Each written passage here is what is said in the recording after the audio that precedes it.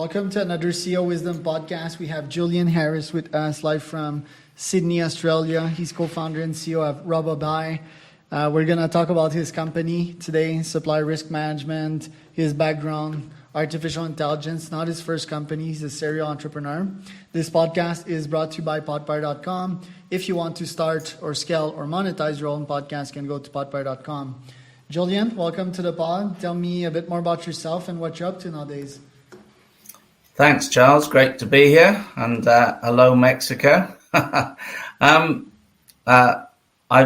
you said, I'm one of the founders of RobobAI. We started the business in 2017 from a small startup in Australia, and now we're working with clients all around the globe, North America, UK, but also large parts of Asia. Right. And what do you guys do? If you can explain, what's your unique selling proposition? Sure. At the heart of what we do, we work with large government agencies and large corporates like the Coca-Colas of the world to analyze all of their corporate spend. So the problem we're solving is a lot of the big companies have multiple ERPs, multiple systems, and it's difficult for them to get one view of their spend across all their countries in every currency. So we analyze the data by pulling it from any number of ERPs and using AI to clean and classify that data. So we're reading every line on every invoice and every purchase order, making sense of it, and then giving the corporate insights into how they can save money, how they can pay better, how they can pay minority groups like women-led businesses or indigenous businesses more of the pie, things like that. So it's a whole suite of insights around corporate spend. Right. And is it SaaS model or mostly agency service model? So it's a SaaS model. The product is relatively straightforward to stand up, and then it's just there as a SaaS model in the Azure cloud. Okay. And what do you charge on a monthly basis typically? Is it per client, per project, or is it fixed pricing table sort of? It's per client, and it's based the proxy is the amount of spend. So a client that would have, say, $50 billion of spend, we would charge those a lot more a year than somebody that has $1 billion of spend a year. And how do you go with that? Is it like a percentage? Because I've been asking myself the same question. Like if I, for example, help someone buy a business, right, of $1 million, then charging 1% of that million feels a bit odd because, the pricier the business, the more I would charge. I'm not sure if that would justify myself. So is it just a percentage or is it a more complex calculation? It's done. I mean, our costing is done firstly on how much does it cost us to deliver the service. So that's the base level. But then there's a certain amount of effort for the extra data. But I understand exactly what you're saying. We typically would save a client 5% of their annual spend. So we could easily justify a small percentage of that. So at the top end, we're trying to say, look, we should have a percentage of the savings we're giving you. At the bottom end, people are comparing us to how much would it cost me to do this manually. So we end up somewhere in the middle. And usually what kind of suggestions will the AI give? What kind of savings can to have a company save 5% on their whole spend? So we've trained the AI the AI essentially is doing a lot of the classification. So the problem is that a lot of the data in the ERP is just dirty. It's just been input badly or has data missing. So the AI is just actually classifying it to the right product. And then we've trained it to do a lot of the procurement strategies that people will do. So things like, have I got too many suppliers in one category? Why am I spending with 30 different laptop providers? Whereas if I spent with 3 strategic ones, I would get a much better rates because I'm pushing more volume through.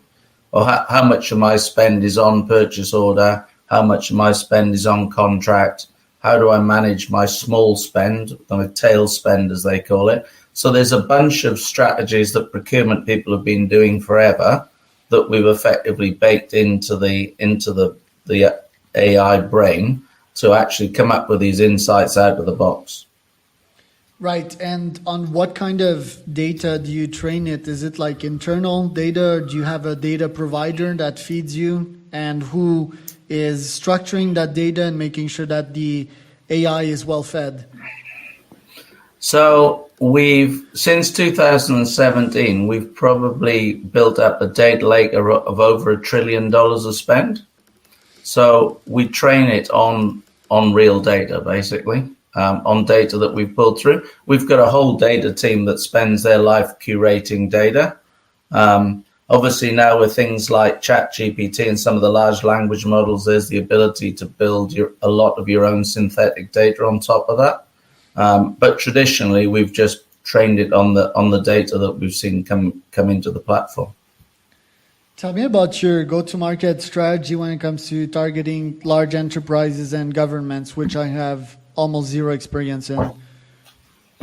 Right. Well, as a very small company competing with very large companies like SAP and IBM, it's always a struggle because we raised a small amount of money in 2020, but in the scheme of things, it was a reasonably small raise. So we've got a very small direct team targeting large corporates and government agencies, but a bulk of our revenues now come through a channel.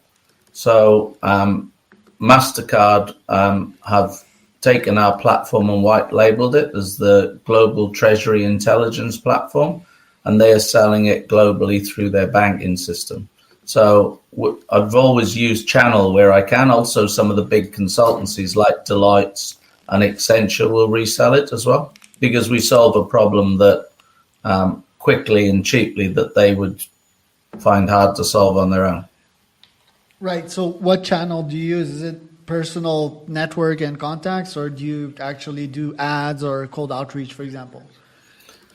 So we'll do a ton of LinkedIn adverts, Google ads, some marketing, all the traditional methods, cold emails out, webinars, we'll go to seminars, all the things you'd expect in the direct channel. But as I said, we're a small business with a limited number of salespeople, spread quite thin around the globe. So the thing that's bringing most of our work in now would be that financial services channel of the banks and MasterCard reselling our platform. Right. And how did you get in procurement in first place? Why did you decide to go all into that niche? Okay, so this isn't my first business. I knew nothing about procurement in 2017, other than you try and avoid talking to procurement when you're selling a product into a company. But one of my children was at school with somebody else that was an expert in procurement. And him and another guy said, look, they had an interesting idea around building this AI classification engine or spend analytics engine. So I had a look at it, and it was 2017 before ChatGPT and the LLMs sort of exploded on the scene. Looked quite a nice use case. So just decided to give it a go. And did you analyze the market, the outcome of that? Because lately, cost reduction has come under my radar. I mean, there's two ways of making money in business, like more sales or cost cutting, theoretically, right? Two main ways. And I think it's sort of genius. For example, if you can come into a business and take a company's AWS bill from 10 million to 1 million, and then you charge 5 to 7% of that, right? I think that's genius. I think it's sort of growing because these bills are only increasing as well. And I think the competition is sort of low in that niche. So what kind of analysis did you do of the market? I did some analysis of the market. If I've got a criticism of myself when I start up businesses, if I like an idea, I tend to just jump in. Which is I good. did well. the trouble is there's a limited amount of desk work you can do. You only understand a business area when you're in it for a couple of years and competing with other people. So I did some research. I probably should have done more. But I mean, this business has pivoted a couple of times already. We started off with pure play spend analytics, which we still do. But now with MasterCard and the banks, we look at more efficiency of payments. So not only can I buy this good or service for less, but what's the most efficient way of paying for it, whether it's credit card, supply chain finance, or a bunch of other things. So, we've done some analysis, but we've also learned a lot during our, 6 or 7 year journey.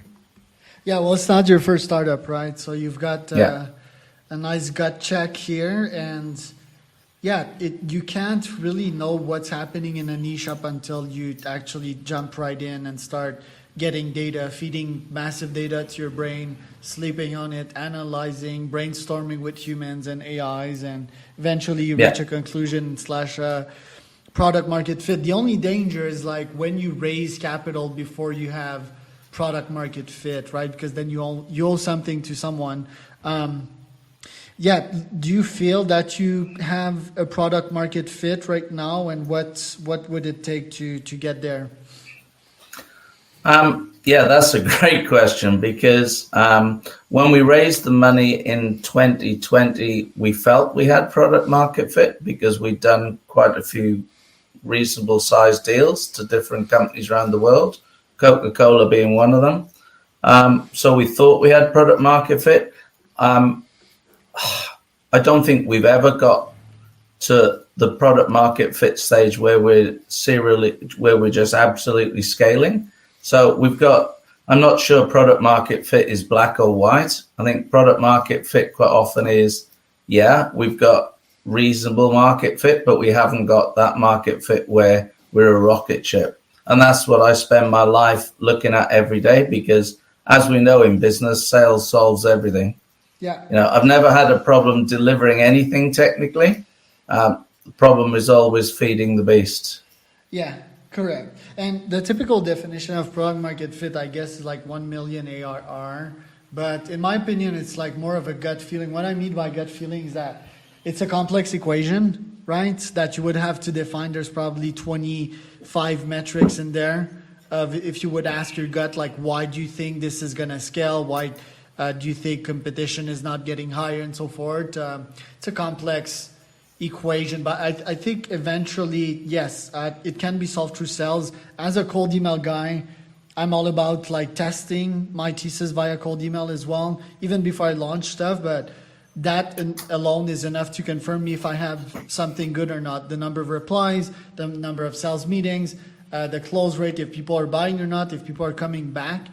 In your case, do you have a nice retention rate, or is churn through the roof? No, we have a really good retention rate. And what you've said is interesting, because you're talking about, it sounds like smaller check sizes and smaller clients, but much bigger volume, where we struggle. So as an example, our ARR is let's say 5 million. Okay, so we're way past that measure of have we got product market fit of 1 million. But because our average check size might be an ARR per client of say 200 grand a year, we've not got the volume that you're talking about to necessarily prove some of the things we need to prove. I think you only get that from you need enough data volume. I mean, for us, it's really speed of sales. Even though our ARR is higher than the $1 million you mentioned, we're not closing a deal every other day. The lead times are slow. And, as I said, going back to your question about research, the trouble is you start something and the next day everything changes. There's a recession, or worse in our case, ChatGPT comes along. So as soon as ChatGPT comes along, the number of conversations I've had with people that say, why don't I just throw my spend data into ChatGPT? Won't that do the same as the proprietary algorithms we've spent 7 years building and training? And I have to try and explain to these people that ChatGPT isn't actually magic.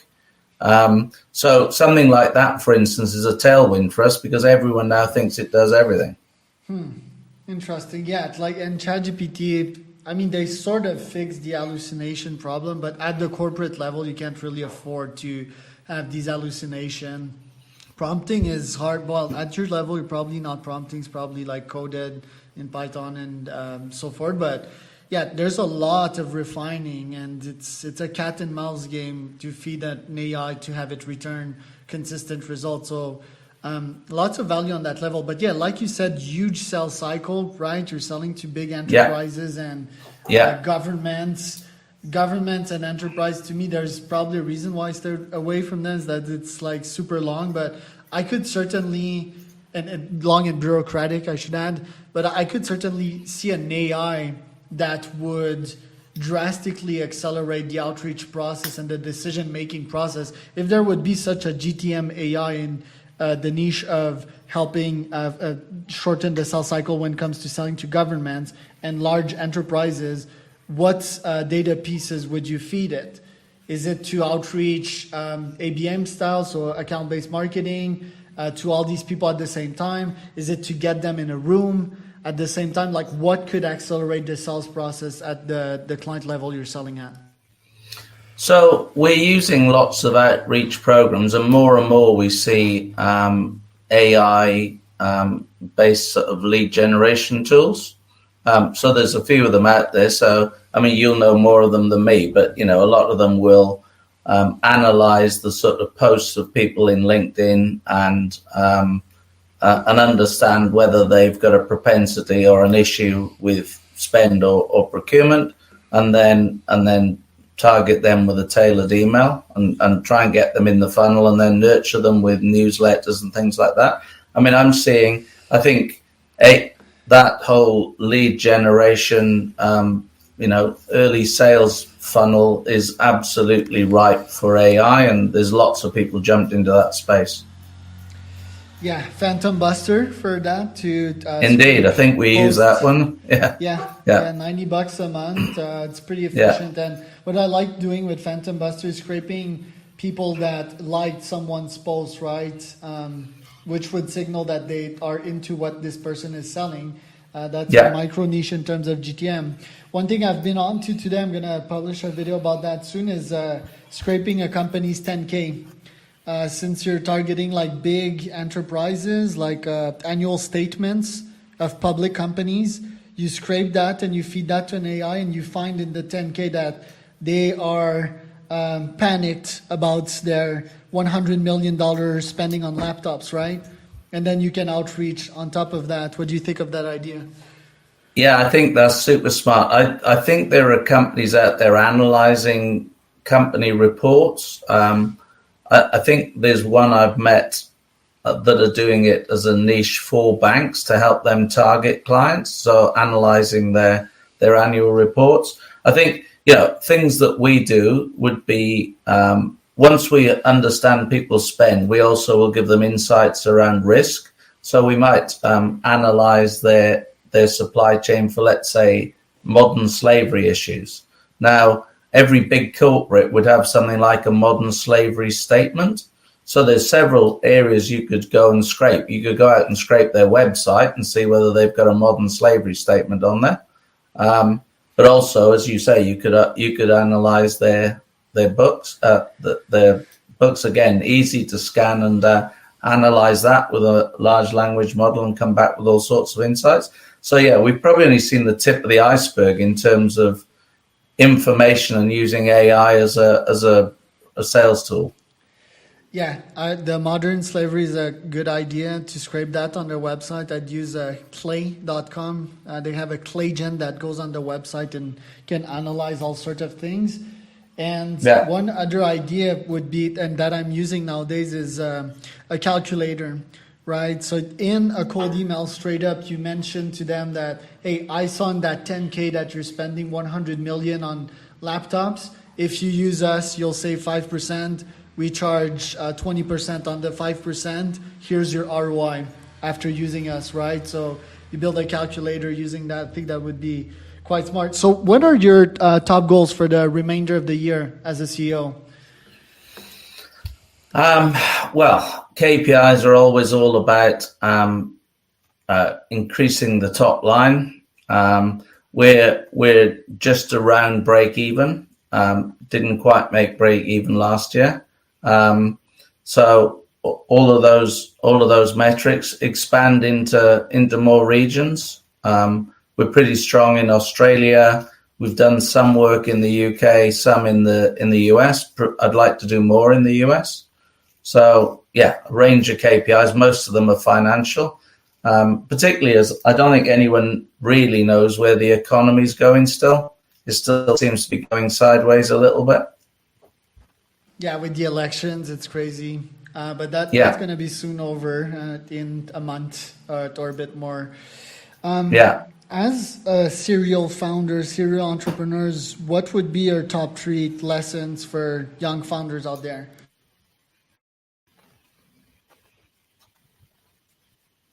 Did you get that, Julian? Test 1, 2. Are we back? Yeah, it went a little bit squirrely there for a minute. Sorry, what would my 3 lessons for people starting businesses? As a serial founder like you. Yeah. Wow. Well, the first one would be don't overanalyze the problem. I think, obviously if you've got an idea, have a look at the niche, but don't overanalyze it. I think my view is if you overanalyze a market, you'll never actually start. The biggest problem with businesses is actually starting. So I guess that would be the first thing. And then, if you're starting your own business, don't underestimate how hard it's going to be. I've never been in a business. I've had some failures and I've had some quite good successes and some quite good exits, but I've never had a business where you haven't had to work 15-hour days. Try and be lucky, I guess. What's the old expression? I think what's the old expression? Luck is where preparation meets opportunity. Yeah, something like that. Yeah, luck is interesting, right? I don't consider myself lucky in business yet. I consider myself lucky in other life areas like health, but then it's funny, right? Like the 15-hour days, that's like 9 hours left in your day. So what do you do during those 9 hours? How do you take care of yourself? Do you have any habits to boost your batteries back up? Yeah, I try and do a lot of exercise. I mean, in Australia, I do a lot of bushwalking, mountain biking, things like that. Snowboard when the ski season's here. I try and do a lot of exercise to de-stress. Love it. I didn't even know you guys had like snow in Australia. What part is there snow in Australia? Yeah, funny thing, Thredbo and Perisher, you can ski, and it's the opposite side. I'm originally from the UK, so it's obviously Southern Hemisphere skiing. But June, July, August, you can ski in Australia. They're not massive hills, but they're good enough. Nice. Very cool. I'm going to try these out. Add it to the bucket. You should Where can people find out more about you, Julian? So you can look for me on LinkedIn, Julian Harris, RobobAI, but also if you look at the website, robobai.com, you'll see us obviously online and on LinkedIn. That was Charles Cormier.